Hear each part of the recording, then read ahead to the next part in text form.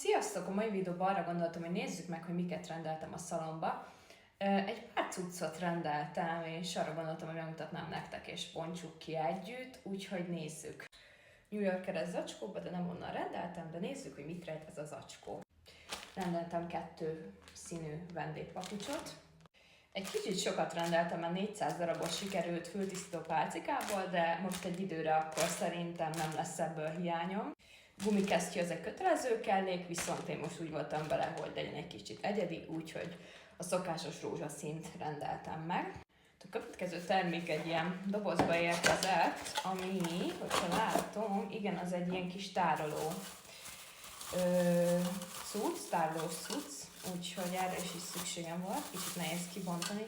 Igen, egy ilyet rendeltem, ebbe szerintem bele tudok majd vattákat, fültisztítópálcikát, illetve szerintem párátkát is bepakolni, de még ki fogom találni, hogy mit, de ilyet már amúgy is akartam, szóval tök jó, hogy végre van ilyen. Aztán rendeltem ilyen szemöldök mazót is, ilyet már nagyon régóta akartam, úgyhogy ez most így néz ki.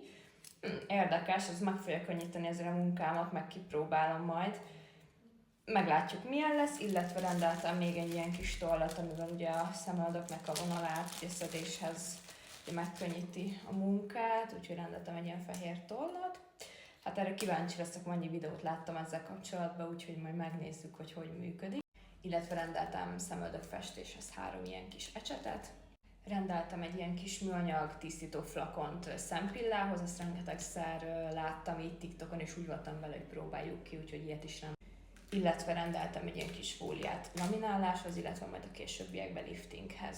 Rendeltem lamináláshoz, illetve majd később liftinghez Y kefét, ezzel is megkönnyítve a szálaknak az eligazítását, úgyhogy ezt is majd most már bevetésre készen lesz majd, amikor lesz laminálásom, vagy majd liftingem, szóval bevetésre fel. Illetve lamináláshoz rendeltem ilyen kis pálcikákat, szóval ebből is most egy ideig szerintem nem is kell utánpótlást csinálnom, mert nagyon most be vagyok tárazva ezekből is.